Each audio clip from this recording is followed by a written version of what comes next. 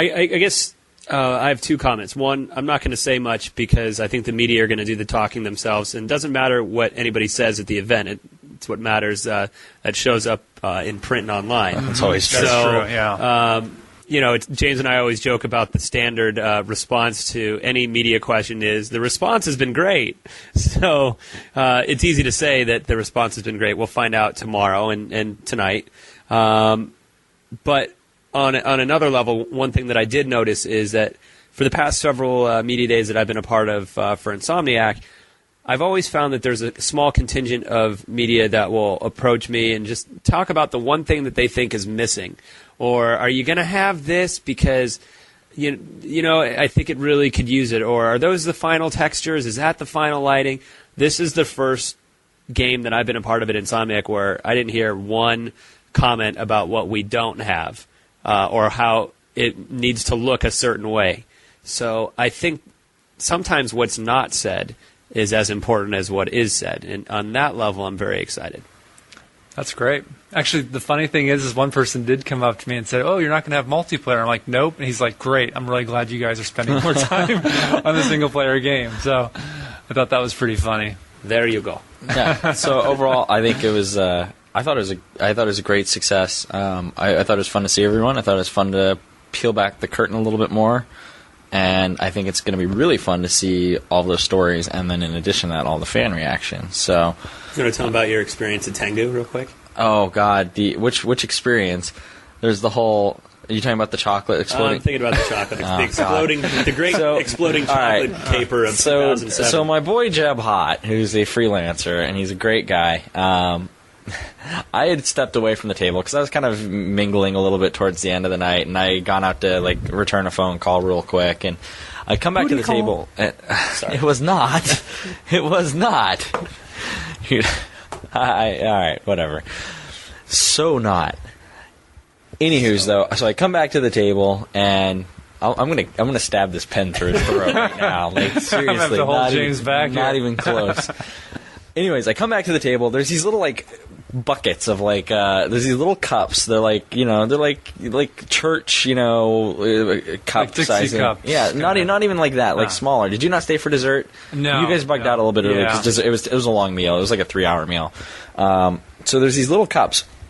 And they were filled with chocolate mousse. And apparently, while Jeb was away, he had discovered something about these. And as soon as I walk back to the table, I pick one up. I'm looking at it how do I eat this? Because it's cold and it feels hard. And I think, it's a cup or something.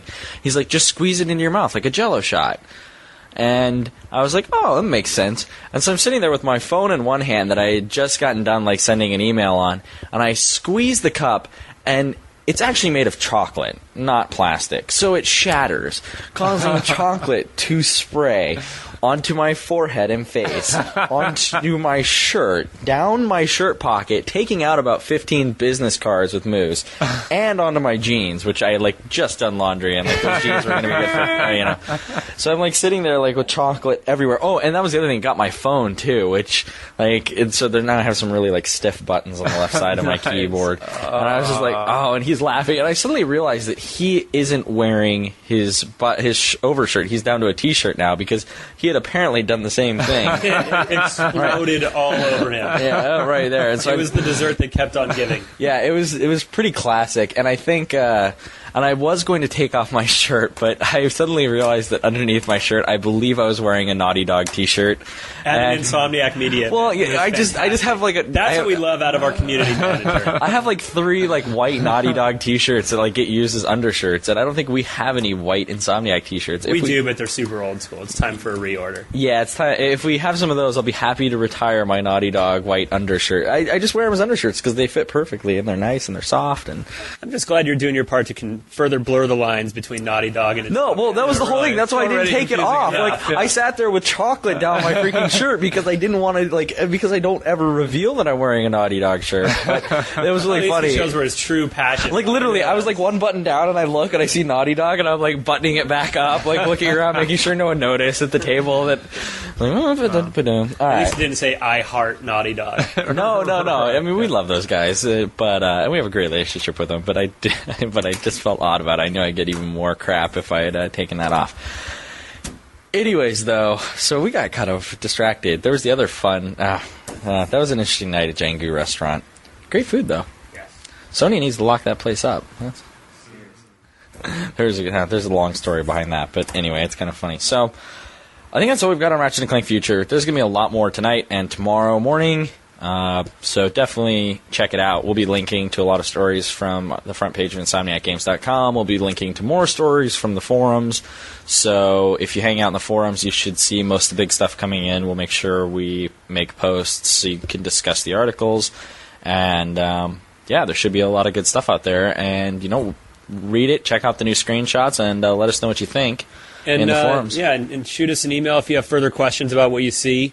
Send them, as always, to podcast@insomniacgames.com. And if you're not sure about something that you read and you want further clarification, we'll do our best to help you out. Cool. Yep, absolutely. So there should be some good stuff there. We've got that coming up tomorrow. Game comes out October 23rd in the United States of America. Actually, I guess it's all of North America. It comes out on the 23rd.